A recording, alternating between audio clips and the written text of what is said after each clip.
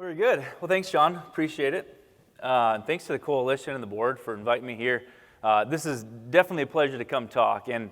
And yesterday was Martin Luther King Jr. Day, right?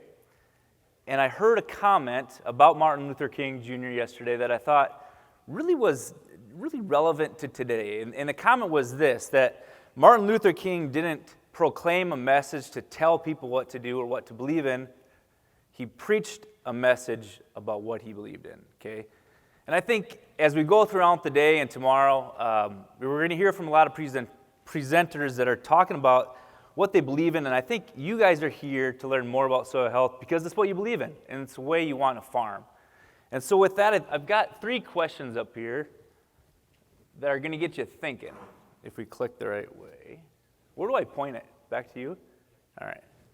There we go. All right, so here are the 3 questions. The first one up there is what farm or ranch activities do you really enjoy? Okay, and this probably relates back to the last presentation about mental health, figuring out what you love to do on the farm and ranch. We do have a lot of tough days and more hard days than easy days, but it's digging into those things that we love to do so that we're spending most of our time there, and we're really leveraging what we're best at. Usually we love what we do, and we're better at those things that we love. So figuring those things out. The second question up there is, what type of farm are you really building? Okay, and this is kind of looking towards the future, and I think more so now than what we were 25, 50 years ago, we have different types of farms, okay? And I say that we've got people that have organic farms, we've got conventional farms, we've got no-till soil health-minded farmers, we've got strictly livestock farmers, we've got people that raise livestock in a natural way or livestock with high input way, maybe they're just a background or a finisher feedlot. There are more sectors in farming and ranching now than there ever has been. And I think that's something that, as we think towards the future, building our business and growing our business, we better find a spot to go in and once again leverage where we want to be. And the third question up there is with your family. And I guess me personally, where I'm at in my life, having 4 kids at home and having a middle school son that likes to be involved with what we're doing, it's actually trying to think towards that next generation, and I think there's a lot of faces out in the crowd that can think of that too. Is if you've got somebody in your family, maybe it's your spouse, maybe it's a son, maybe it's a brother or a father that wants to be involved in their operation or is involved in the operation, how are you using their strengths to combine with yours? And how does it really fit in, okay, especially within the soil health thought and concept? All right, so I'm a really, really lucky guy. Extremely blessed and fortunate that I get to wear this or work with this balance of having a farm at home, family members that farm, and then having a really cool job where I get to meet with lots of producers that are doing the same things that I'm doing at home. Okay, so I think that's a cool opportunity for me to help what I'm doing at home, plus help producers that I work with at Millborn Seeds. So at Millborn, I've been there 12 years as a forage and cover crop specialist, and that's what I do. I get to make cover crop plans, design forage plans, think about grazing opportunities, on-farm forage needs and long-term crop rotations with those guys. And then at home, we've got a diversified livestock farm. We've got sheep, like Sean said. We've got a couple hundred head of Katahdin ewes. We've got some cows, just a cow-calf operation. And then pretty much everything we're doing from the farming side, we're making feed from.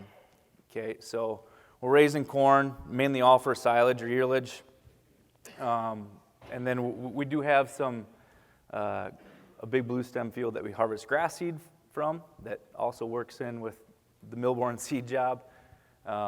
We usually have some sort of small grain in the rotation that we're making for feed. Maybe we'll take it to combine, sometimes for seed as well. But really what these 3 rotations are looking like is these 3 up here. So throughout this presentation, I want to give examples of what I'm doing on our operation, and then put in some agronomic principles and things I've learned through my job at Millborn Seeds.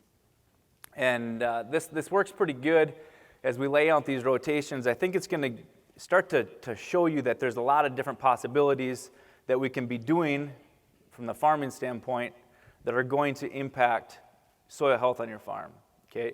And we're going to go through some scenarios with budgets and what those look like here right now with current prices, and I think it's going to open your eyes to where we're at with today's great commodity prices and the opportunities that there are for doing other rotations and diversifying your crops on your farm, whether it's with crops or livestock. So the first one that we're going to talk about is these silage acres. In my mind, this is just a huge opportunity for more cover crop use, especially in the upper Midwest. Okay, 10 years ago, when cover crops started to become more and more popular and used more widely, it was really how do we figure out how to get cover crops in a small grain rotation, and that was really just wheat, especially in the Dakotas. Well, I mean, obviously acres have shifted, and we've seen less wheat be planted, or we've seen drier, tougher conditions in areas where we typically have wheat, and so cover crops have not been a good option at that time of year when it should have normally been planted. So we've seen more cover crops on silage acres now in the last 2 to 3 years than we ever had before. And for good reason, okay? Number one, we're taking off 20 plus ton of of silage, and we're leaving these acres completely barren. So these are acres that have no residue, have no cover, and they need some more biomass, some cover back on that ground. The other thing with these acres is they're usually pretty compacted, right? We're driving silage truck and chopper over them. It's usually September when we're starting to get some moisture and compaction with driving on don't go good together. So we need to have some roots on these soils too. Okay, so cereal rye has become way more widely used in the last few years and being put on these silage acres because number one, it grows fast. Okay, it's going to cover these acres. Number two, we can use it in our feed rotation with corn silage. Okay, so obviously if you're cutting corn silage, you probably have livestock and you have the need to put up feed, and so we can put rye in there and we can use it for a feed source. We can either use it for fall grazing that same year, we can carry it over to that next year and use it for a spring feed, or we can just use it as a cover crop when we come back to a soybean rotation. And throughout those next 4 or 5 slides, I'm going to dive into each of those scenarios and talk about the logistics of getting that in the rotation, what it looks like. Along with rye, though, and one of the things that I've started to promote more because it's worked so well is using brassicas along with the rye. Okay, so your brassica species of radishes, turnips, rapeseed, kale, canola, mustard, those are all your brassica family species. But the brassicas are really, really good at growing fast when it's cold in a short window, okay, like September. We've probably only got 45 days of growing left in the year, if that, some years. Okay, so they got to grow fast, they got to be cold tolerant, and they're really deep-rooted species that do a lot of good in terms of alleviating compaction. And that's what the radish and the turnip are best known for, along with the rapeseed. Okay, so mixing in those brassicas along with the rye at that time of year can do those things and work well in that short little planting window that we have there after silage. Okay, so rye as a forage, what does it look like? How do we utilize it? And how do we best manage it? So really, if we're planting this in September, middle of September, by the time we get it planted and get it up and going, it's going to be ready that next May. Okay, it's hard to screw up planting rye. All right, if you get it on your field, you usually will have that for further years too, which can be a great thing or it can be a bad thing. And if you're growing certified wheat, you probably hate rye, and you think I'm dumb talking about rye because you tried to get rid of it a long time ago in your wheat acres. Okay, so rye used to be a weed and it kind of went away because it was hard to manage in other small grain rotations. Okay, that can still be true if we don't manage it right, we don't take care of it right. But if we're harvesting it in May, it's like probably Memorial Day weekend, we're going to start to see rye put a head on. Okay, and that's usually when most guys will take it for feed. That time of year, it's tough to put up dry hay, right? We're usually in a wetter, higher rainfall time period then. We don't have quite the heat units. Our days aren't quite as long as they are in the middle of summer. So it's hard to put up this big windrow and get it dried and get it cured outright. So have a plan to chop it or wrap it, in the wet bales and make baleage from it. But you will pull a couple ton of dry matter off of rye, right? In a window where you didn't have anything growing, right? It was growing in March when we thawed out, in April, and then in early May when we didn't have anything growing, okay? So that's a huge opportunity to take care of a field that was a concern, had no cover, was compacted. We put rye on it in the fall, and we grew rye in the spring, and now we harvested some feed off of it, okay? As far as quality goes, if you're in a scenario where maybe you're low on alfalfa, protein is expensive right now, DDGs are still really high, take it early, and this stuff can be good feed. 16 to 18% crude protein levels before it's in the boot stage, okay? It's going to lower your yield, but it's certainly going to increase your quality. As that stuff matures and puts on a seed head, quality decreases really, really fast. It's going to, really lignify up in that stem, and it's going to turn to straw really quick. You'll pull off more yield, but you'll decrease your quality, okay? Much like any other small grain. All right.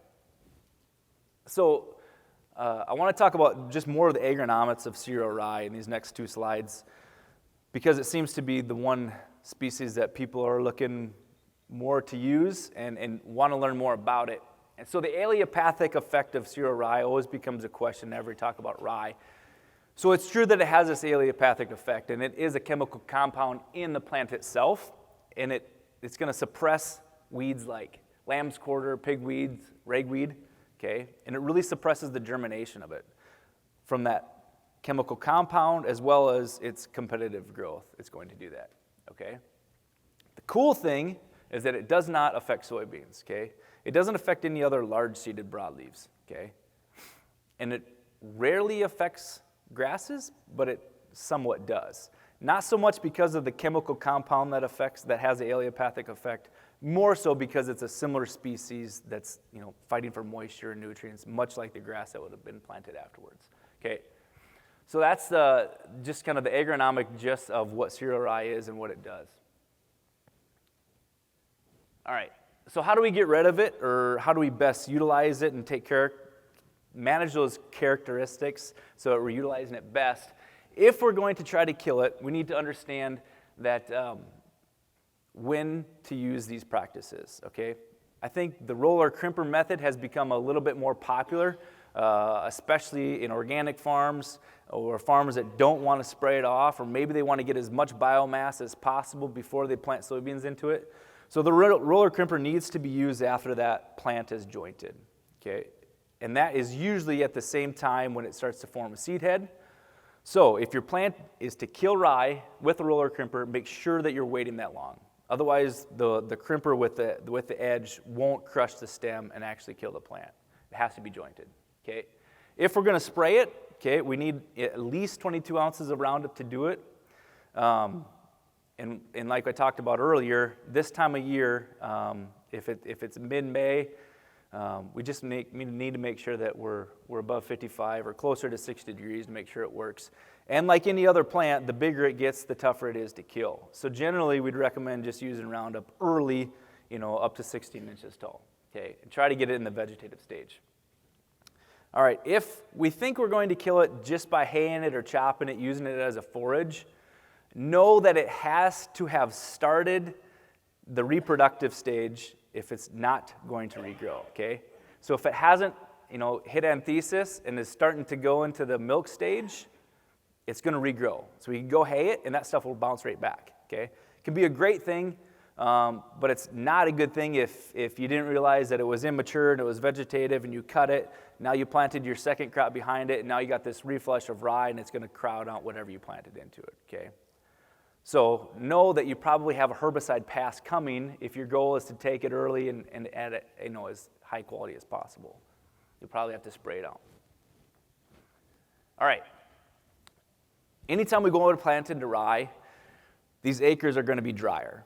Okay, we just had something growing in March and April and early May, or maybe just March and April. If it's a wet year, these are going to be drier acres, and you're going to get planted on these earlier, which is awesome. If it's a dry year, the rye is going to use more moisture than you would have wanted it to, okay? So if it looks like it's going to be dry and you want to get your crop in there early, make sure that we're getting out there and we're on time with spraying this stuff off, because it will use more moisture the longer it grows. Planting into it works awesome as long as we got enough down pressure, okay? And if we're utilizing more, or if we're using more moisture from these fields, generally with less moisture, the fields become just harder, tighter, okay? And so down pressure is key. Other than that, I've seen, I personally haven't planted into tall rye, I've planted into short rye, but have seen plenty of pictures, videos of people planting into tall rye.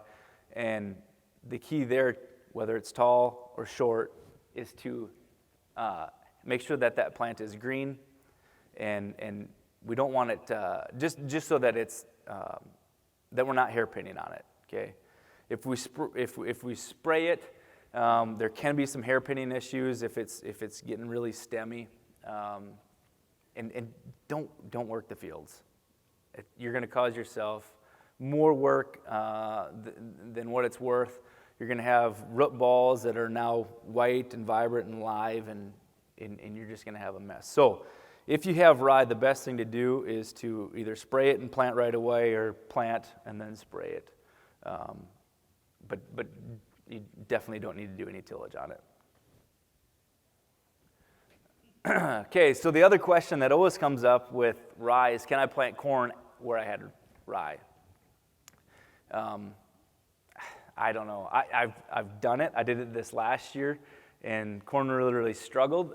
And I think most people would say the same thing, is they're similar species fighting for the same things. And so you've got some antagonistic things going on with rye wanting to grow and fast right away in the spring, and it's going to tie up any nitrogen that you have.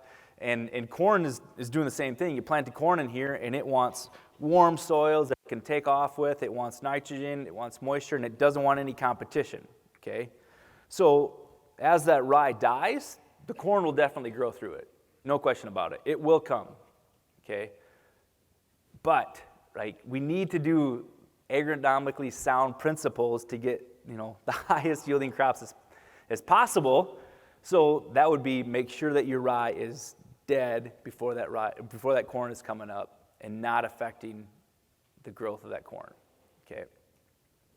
So if we're doing that, I usually say have that rye dead, 10 days before your corn is coming out of the ground, and make sure you've got nitrogen starter on there, okay? We have, anytime we've got a grass, we've got a higher carbon species out there, we know that carbon is going to tie nitrogen that should be in your system. So if you've got, a liquid starter that you can have at planting, that's just going to help your corn plant initially get on the ground. Okay, and this I think is kind of relatable to no-tilling at first too.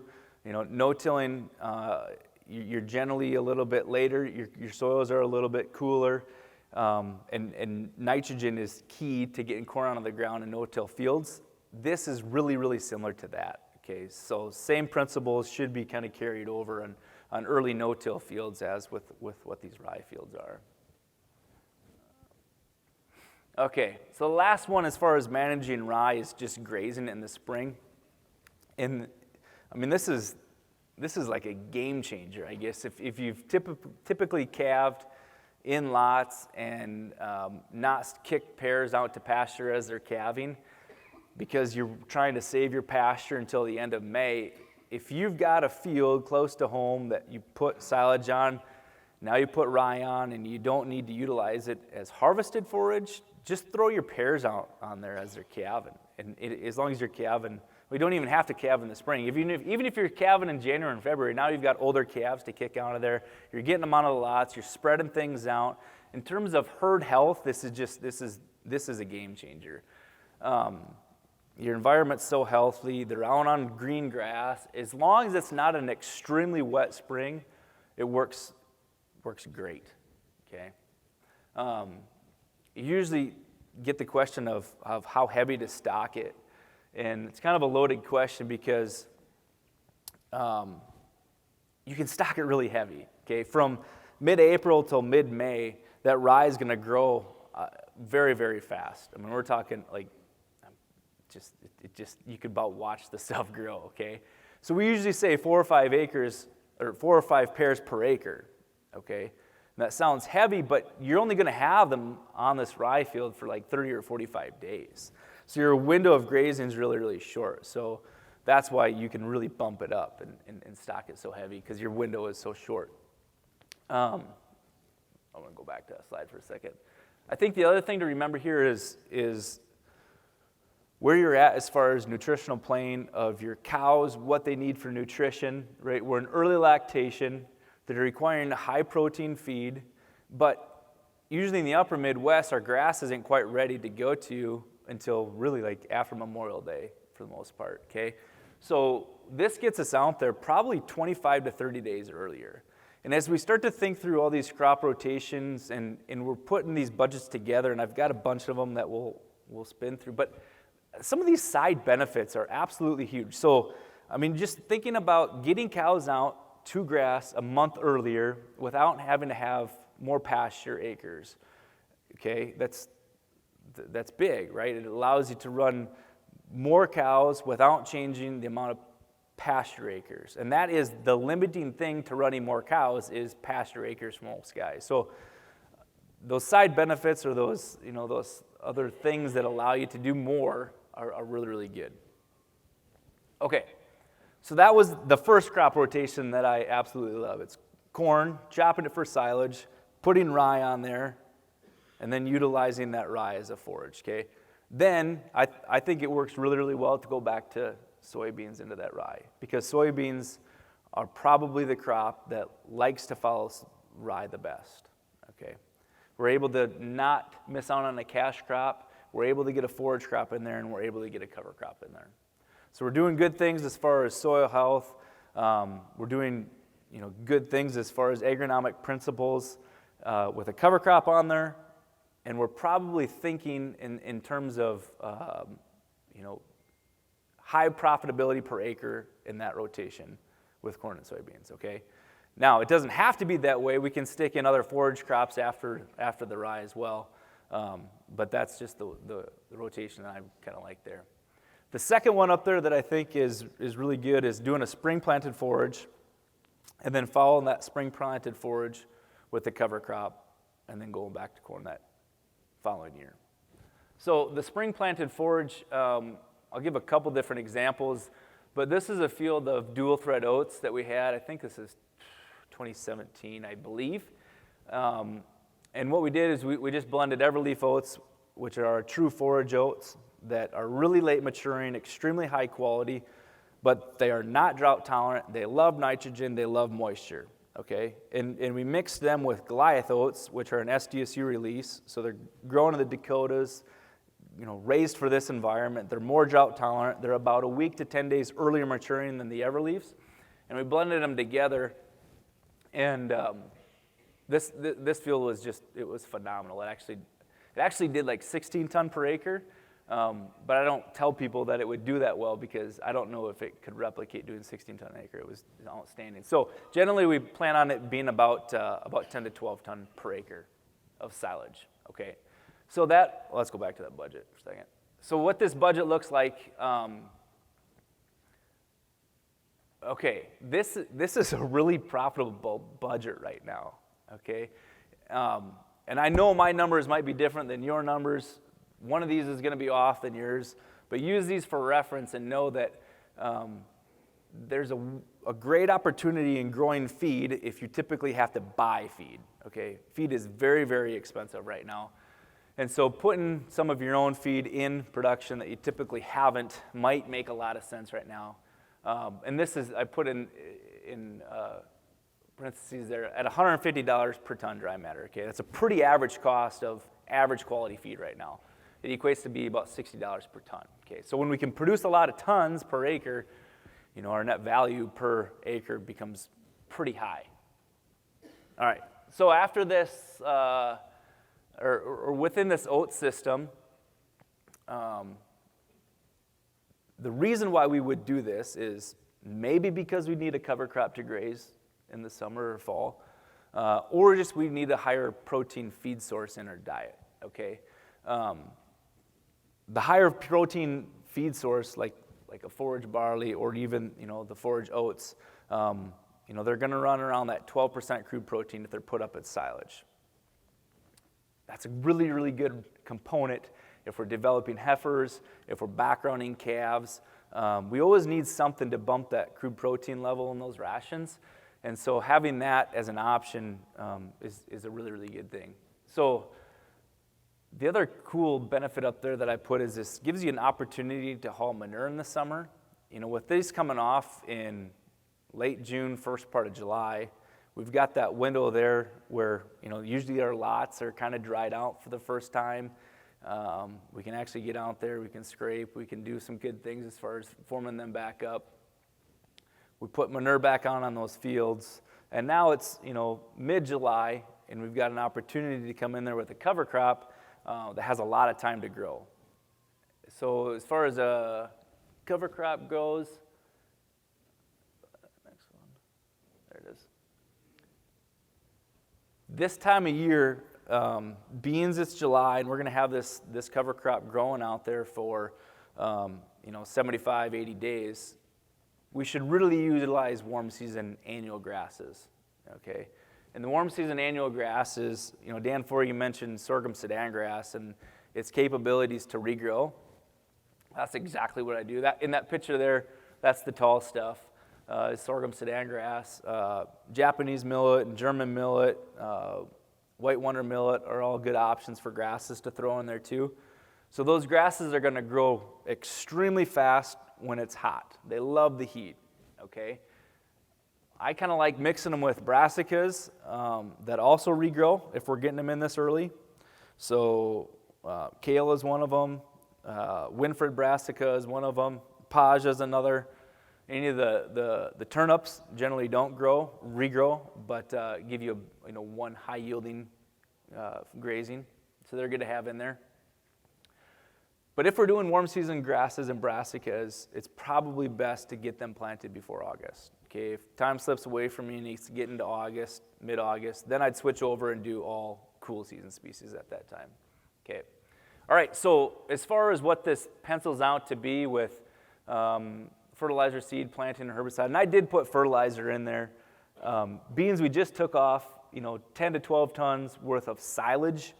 We left those acres pretty bare as far as nutrients. We took everything off. We've got to replenish it with something if we're expecting some sort of forage out there to graze, okay? So in that scenario, I would fertilize the cover crop and get more forage because that's kind of the goal of this system is to get as much forage off of it as possible, okay?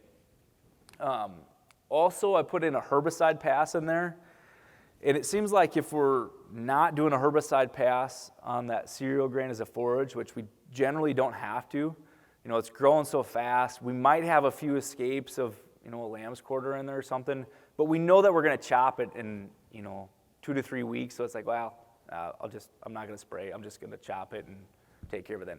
But then we usually see a flush of weeds come, okay? Especially if we're going to then haul manure, boy, it's sure nice to get a little rain and then hit it with a herbicide pass, spray off that flush of weeds, and then come back and plant clean again and let your cover crop start off without, the competition of weeds. Okay, so I did put that in there too. So the expenses on this cover crop, they kind of added up, $127 an acre.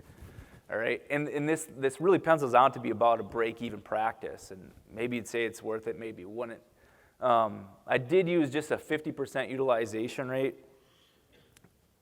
I don't know, maybe that's being really, really conservative, but I know that they're not going to eat it all, even if I force it. They're going to trample some of it, and some of that I kind of like, right? It's going to go back on the ground. I got more residue, got more litter. And there's some nutrient value to leaving some of it out there as well. Okay, so like I said, it maybe looks like a break even, but the other cool thing that this did is, I think I got it in the next slide, is, I don't have that slide. Anyways, what I wanted to say is, if this ties into my pasture, and I went and I started grazing this in September versus staying on my pastures and beating up my pastures, maybe I was able to run cows a little bit heavier on those pasture acres, knowing I was going to go out a cover crop in September versus typically letting them run out there until, mid-October, okay? So it's one of those things where I think it ties into that whole system of your whole on-farm forage needs or grazing plan. We're able to fit that cover crop back on there into that rotation. We talked about the potential for regrowth. I think that's huge. Anytime we want to graze these cover crops, we've got to remember and think about our dry matter intake of the cows, okay? That's why we've got the grasses in there, especially coming off pasture where dry matter intake is a lot of dry roughage in the summer when we're drying up. If we turn them out to a mix where it's just completely lush green brassicas that have no cellulose, no fiber, no lignum, the digestibility is so high that it's going to run right through them. They're going to be loose. They're going to stink. And they actually can't digest enough nutrients from them because the rumen flow is so fast. Okay, so make sure we've got some starch, some scratch out in that field, like a sorghum sudan grass and oat, some sort of grass with fiber for them to munch on. Otherwise, they do not do good on it, okay? The one thing I have seen in this scenario, and maybe we'll talk about it a little bit later too, but the one thing I've seen is maybe you only planted turnips, okay? It was like last minute thing, and you were able to get, just turnips for your cover crop. Threw turnips out there. Well, turnips are like 80% water, and you turn your cows on there, and they won't be satisfied, right? They can't physically eat enough turnips to actually get enough nutrients from them. If you just turned out, some straw bales, some grass hay, something with some fiber, they'll be okay. But they've got to have that roughage. All right.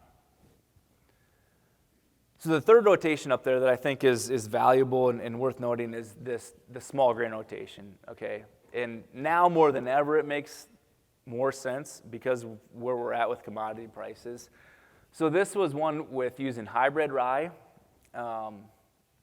Hybrid rye is becoming more popular because the yield potential is there for it. Okay, I've got a yield potential of 110 bushels per acre, which seems outrageous for rye, but it's been there, and we've seen it, okay? Average has been about 80 to 120 on what this hybrid rye can do. But you're also going to have to baby it a little bit, okay? It's a higher input crop than our conventional rye, and it's more similar to growing wheat in terms of we probably need to use a fungicide. We're going to fertilize it a little bit heavier because it can push yield. We're going to push it with fertilizer. So some of our input costs are higher on this. I had ran a budget for regular conventional rye, and it didn't really look too profitable at 50 bushels per acre, okay? So I stuck in this one, and conventional rye has been profitable, especially if you're able to, achieve a higher value for it as seed, if you want to do it that way. But just as conventional open pollinated rye sold in the open market, it's probably going to be a little bit lower value than what this hybrid rye could do right now. This hybrid rye, it also gives you that option as a livestock producer to pull off some straw. Okay, we can pull off probably 3 bales per acre, and kind of like that first rotation, our harvest is so much earlier. Okay, so we're going to harvest it in end of July, first part of August, like we would with winter wheat. All right, the other one that's probably the most eye-opening this year is oats, okay? And people are becoming more and more aware of where the price of oats is right now.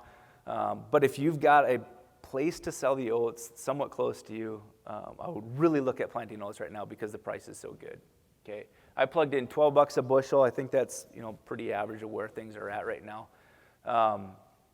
This budget looks phenomenal, okay? Once again, as a livestock producer, you've got straw, you've got a place to haul manure in the summer, and now we can turn around and we can put a cover crop back on there. Next one. Okay, so if we had that small grain on, and we know that our harvest is going to be a little bit later than if it was taken for a forage, it's going to push our harvest, or I should say, it's going to push our planting window back into middle of August, okay? So if it's middle of August, we've got to be using all cool season species. I love this, and I love grazing sheep on cover crops in the fall, this time of year. This budget looks a lot better than it does with the cows, actually, and that's really just because of my carrying capacity with the ewes that time of year. Also, my feed, 50 cents per head per day for ewes seems high, but this is at a stage where their nutrition requirements are higher. I'm at late gestation period of them ewes, and so just with higher protein costs, it bumps that up, which makes this budget look even more attractive. Oh, the other point I forgot to mention is making sure that you're accounting for volunteer growth. Okay, so if we had oats out there and we combined them, we're going to have volunteer oats in the fall, right? That's a great thing. Take it, keep it. Know that you probably don't need to plant more oats out there, but come back out there. Since you've got the grass growing out there, come back out there with some brassicas, maybe a clover, maybe a flax, something like that. Cool season species that are going to give you some benefit in a short growing window, August and September.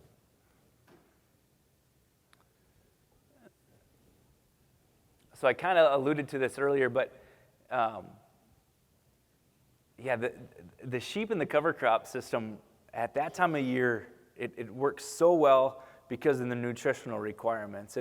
And I've got a group of ewes that lamb, and they start right around Christmas. And so they'll really lamb in end of December, January, early February.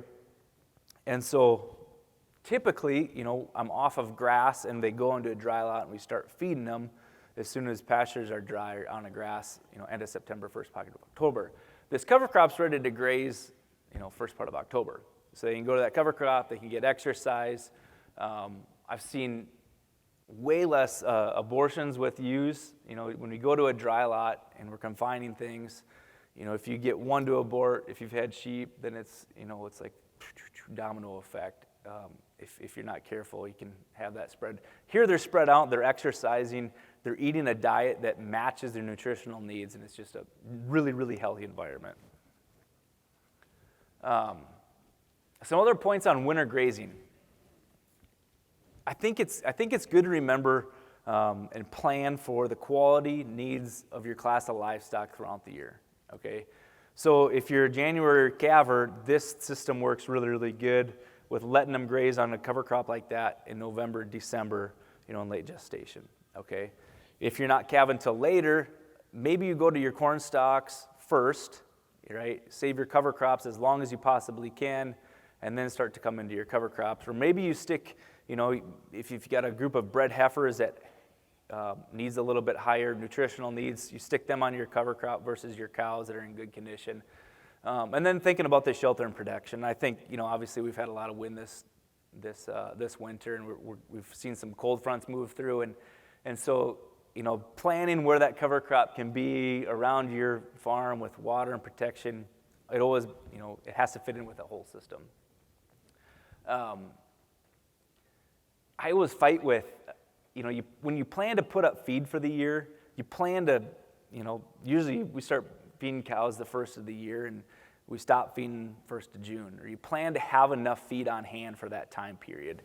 And so I always battle that within my mind. It's like, well, why should I leave them out there? Why should I go fence off those corn stalks if I've already got enough feed on hand to start feeding them? And I think that that one of the other benefits from that is thinking about how much longer you could feed calves. We're in an up market as far as feeder calves right now, and it's like, okay, well, cows aren't in the lot. I'm not feeding them right now, so they're out grazing, and I'm saving, $1.60 per head per day, which is great.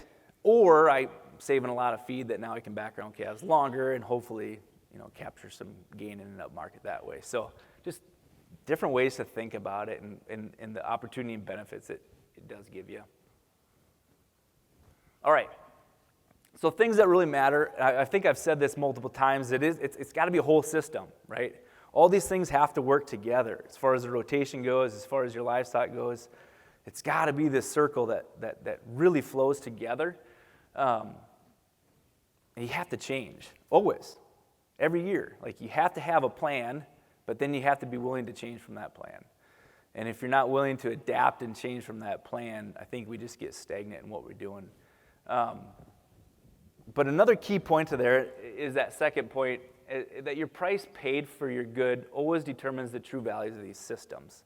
Okay, and I had lots of different scenarios as far as budgets go. And these budgets always work better when you have a higher value commodity to sell. Okay, whether you're, like on our sheep side, we're usually selling rams and ewes for seed stock. So it's pushing for higher value. We sell some lamb meat, we sell some seed. What are those markets that are going to give you a competitive edge that you don't just have to take something always to the sale barn, you don't always just have to take your crop to the elevator, and making sure you're thinking through those things, because that is a huge competitive advantage as far as value of your commodity goes. All right, so these are the last 3 questions up here, just to think about. And true story, I was putting this presentation together last week, and I was on a group text with my brother and my dad, and my brother was down at soybean growers meeting, I think in Texas, and he's going, through these conferences, and you get fired up, and you start to see some things, and you're projecting numbers in your mind, and he's fired up throughout these text messages, right? And like a really, a good dad full of wisdom would respond. He said, "Yeah, I've been really pushing myself to." Or challenging myself to look at all these budgets really carefully this year, comparing a conventional corn-soybean rotation with a diverse rotation with livestock. And he said, the diverse rotation with livestock, I'm able to get manure on my fields, I'm able to grow legume credits from alfalfa. And he said, sorry, I'm kind of paraphrasing this, he said, the problem I have is I can never figure out a value for the resiliency that I'm building in my soils throughout that system. Okay, and he's right? Like that is a huge, huge advantage that you can't put a monetary value on it. Okay, and he said in the next text, he goes, well, I guess it just comes back to really what you want to do. I could ride the highs of the highs in the corn-soybean rotation, or I could ride the averages of the diverse rotation. Okay, so I think that kind of sums this up pretty well. It's figuring out which way you want to farm, if you're okay with a resilient system that's going to weather storms better, okay? Figuring out what you want to do and how you want to do it really, I think, comes back to figuring out this whole system. All right. I think I pushed it for time. Cindy's walking over here, but we're good. Any questions?